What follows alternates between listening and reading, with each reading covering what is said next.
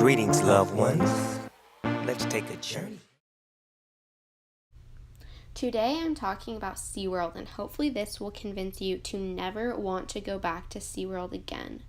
What first drew me into looking at SeaWorld was the film Blackfish, released in 2013, that brought to life the poor quality of life that whales and other sea animals experience at marine parks such as SeaWorld. The film focuses on orcas in marine parks, specifically Tilcomb, an orca who was involved in a lot of violent incidents. Humans are very quick to blame the orca for all the violent outbursts, but let's keep in mind that this is a wild animal being held captive, forced to do things that go against its natural instincts. Let's take a look into Tilcomb's story. He started his life as a free orca and then was taken from his mother at age 2 and forced to live in a cruel environment. Food deprivation and starvation was used to teach him tricks, which is a common method in teaching orcas and other sea animals tricks in these marine parks. He was kept in a 20 by 30 foot container, held for 19 hours at a time until they needed him for the next show. Before even arriving at SeaWorld, he was involved in an incident that led to the death of one of his trainers at this park. SeaWorld vowed that he would only be used for breeding purposes and would not perform with humans. Not long after arriving at SeaWorld, Tilcomb became the star attraction for one of SeaWorld's educational shows. This led to the famous story of Tilcomb killing his trainer in 2010. Tilcomb is not the only killer whale being held captive that has attacked one of their trainers or even another whale. Maybe this is because they are slowly swimming around the same small area every single day of their lives. And to whales and dolphins, they are living in a space that is equivalent to the size of a bathtub.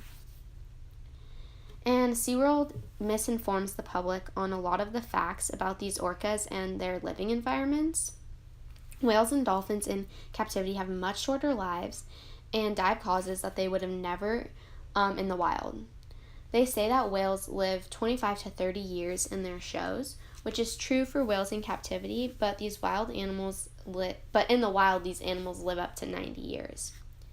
Another sign that these whales being held in captivity is negative is the dorsal fin collapse.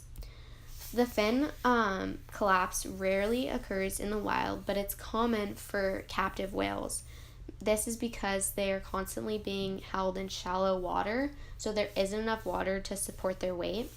And a dorsal fin, or collapsed dorsal fin, is a sign of an unhealthy orca, even though SeaWorld claims that it's perfectly normal. And it's also known that the crammed spaces make them aggressive, and with nowhere to run, often fights between orcas break out, even leading to death. So the bottom line is that SeaWorld fails to care for animals, and the USDA has issued many warnings and conducted investigation and cited the marine parks for several violations of the Animals Welfare Act. So hopefully these things will make you think twice the next time you want to go to SeaWorld when you think about the cruel environment that these animals live in. Greetings, loved ones. Let's take a journey.